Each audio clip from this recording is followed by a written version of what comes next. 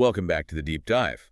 We're pressing on through the MPEP, the Essential Guide for Patent Folks, and today we land squarely in Chapter 1400, Correction of Patents. Yes, and this isn't about minor tweaks anymore. We're diving into MPEP Section 1401, which covers the reissue process. Think of it as, well, major surgery for a patent that has a serious problem. Right. So our mission today is really understanding this pretty high-stakes option. Exactly. It's for when a patent, after it's already granted, turns out to be, fundamentally flawed. So the big question for you listening is, what if you get that patent, it's official, and then you find out it's, quote, wholly or partly inoperative or invalid because of some mistake? Not just a typo, but a real error. That's precisely when reissue comes onto the radar. Okay, so let's dig in. Where does this whole idea come from legally? The foundation is in the statute, specifically 35 U.S.C. 251. That law basically outlines what kind of errors qualify. And what are they? Well, there are sort of two main categories. First, you've got issues with the document itself, like a defective specification or maybe a drawing that's just wrong or unclear. Okay, mechanical stuff. But the second category sounds like the really tricky one. It often is. That's where the patent owner claimed either more or less than he had a right to claim. So the claims themselves are the problem. Meaning they were too broad, maybe capturing stuff they shouldn't have. Right. Potentially making the patent invalid over prior art. Or just as bad sometimes, the claims were too narrow. They didn't cover the full invention properly, leaving value unprotected. So reissue can fix both being too greedy and being too cautious with the claims. Exactly. It's designed to correct those kinds of substantive scope errors. But you mentioned high stakes. There has to be a catch, right? A price to pay for getting the second chance. Oh, absolutely. The biggest one up front. You have to surrender the original patent to the USPTO. And to pay a fee, of course. Surrender it. Like, give it back. It ceases to exist. Pretty much. While the reissue application is pending, the original patent is effectively off the table. You're banking on the reissue being granted to replace it. It's a period of real vulnerability. Wow. Okay. That definitely raises the stakes. You're willingly giving up your existing rights, hoping for a corrected version. It underscores how serious the error needs to be to warrant this path. Now, there used to be another layer to this, didn't there? Something about intent. Yeah, that's important historical context. The pre-AIA version of the statute, so for applications filed before September 16th, 2012, required the error to have happened without any deceptive intention. Meaning you had to show it was an honest mistake, an accident, oversight, that kind of thing. Precisely. It was a way to ensure reissue wasn't being used to fix problems that arose from, well, trying to pull a fast one initially. That specific deceptive intention language was removed by the America Invents Act. But the history highlights the expectation of good faith. You're admitting a flaw, and the system historically demanded proof it wasn't intentional deception. Even without that specific language now, the process still revolves around correcting genuine errors. Got it. So you've convinced the USPTO there's an error, you've paid the fee, you've surrendered the original patent. What are the absolute guardrails here? What can and can't you do in this reissue process? Two big ones, non-negotiable. First, the reissued patent must still be for the same invention disclosed in the original patent. You can't pivot to something different. Okay, stays within the original concept. And second, related to that, is the absolute rule. No new matter shall be introduced into the application for reissue. No new matter.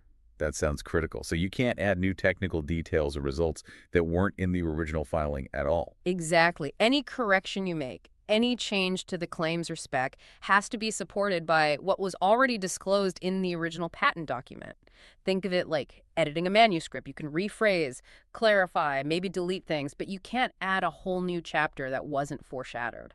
So if you realize later you needed some extra data or a different embodiment to support a broader claim, and it wasn't in the original, you're out of luck for reissue. You can't use reissue to backfill the disclosure. Okay, that's a major constraint on what you can change. What about when?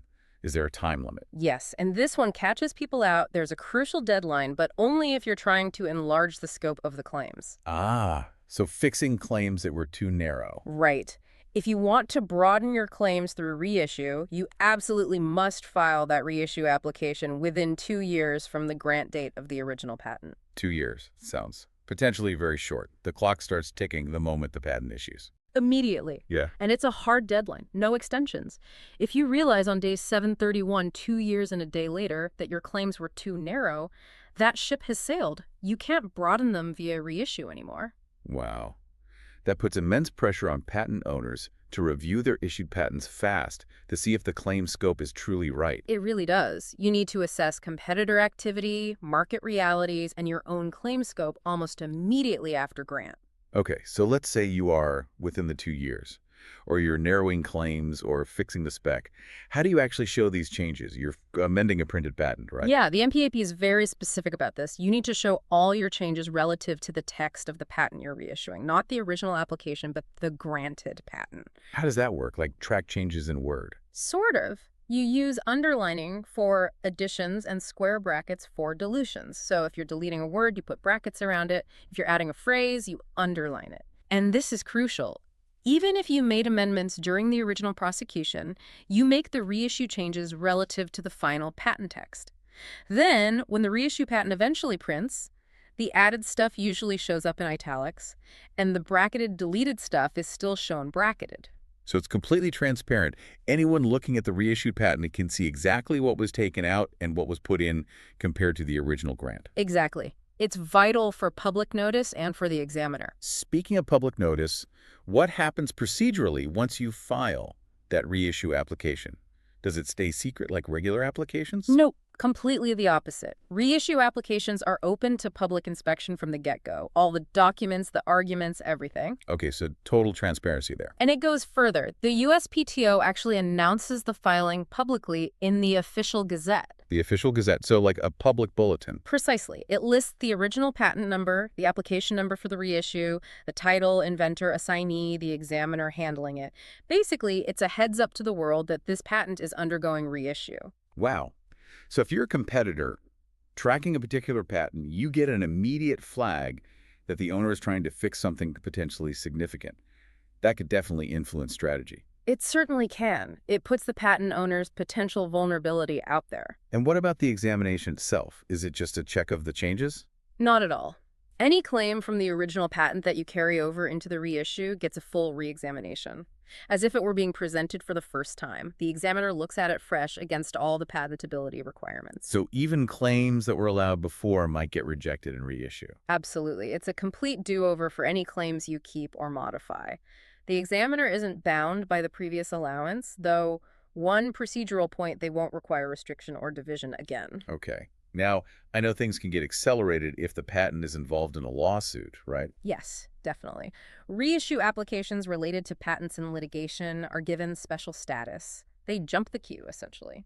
The examiner is usually required to act on them pretty quickly, though there's typically a mandatory 2-month delay after the official Gazette publication. Why the delay? To give the public, and crucially, the opposing party in the litigation a chance to see the application and submit relevant information or prior art they might have. Makes sense. Now, what if the original patent was complex, maybe covering a couple of distinct ideas, and the errors only affected one part? Can you split it? You can. The rules allow for filing more than one reissue application for a single original patent if they cover distinct and separate parts of the invention. So you could potentially get multiple reissued patents stemming from one original. But you have to be careful with the claims, I imagine. Extremely careful. You cannot have the same unamended claim from the original patent sitting in more than one of those reissue applications simultaneously. Each application needs its own distinct set of claims being examined. Okay, keeps things tidy. One last procedural bit. Ownership. If a company owns the patent, who signs off on this risky reissue process? Good question. The reissue application oath or declaration generally needs the written consent of all assignees who own a piece of the patent and undivided interest. All of them. All of them. However, there's an exception. If one entity owns the entire interest, that assignee can sign the oath or declaration themselves, but only if the reissue application does not seek to enlarge the scope of the claims. So if they want to broaden the claims, even if they own 100%? They typically still need to involve the inventor in signing the declaration.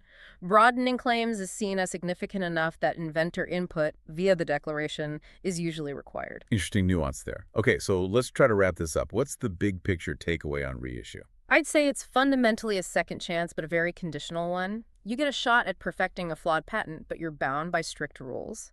Stick to the original invention, absolutely no new matter, and obey that critical 2-year deadline if you need broader claims. It really sounds like a strategic tightrope walk. Which brings up a final thought for you, the listener. You've got this patent. Maybe you suspect the claims aren't quite right, maybe a bit too narrow. You know about that hard 2-year deadline to broaden them. You also know surrender is required. So what's the bigger risk? Filing for reissue quickly, surrendering the patent, and hoping for the best before the 2 years run out. Or waiting, holding on to your potentially flawed patent, hoping it never gets challenged or that the flaw isn't fatal. That calculation, that weighing of risks, that's central to patent strategy. And with that thought, we'll close out this deep dive. A huge thank you, as always, to Mike Shepard, our creative director who makes this whole series possible. Please remember, this discussion is for informational purposes. It's not legal advice. Absolutely. For real guidance, always consult the official MPP or a qualified patent practitioner. Until next time.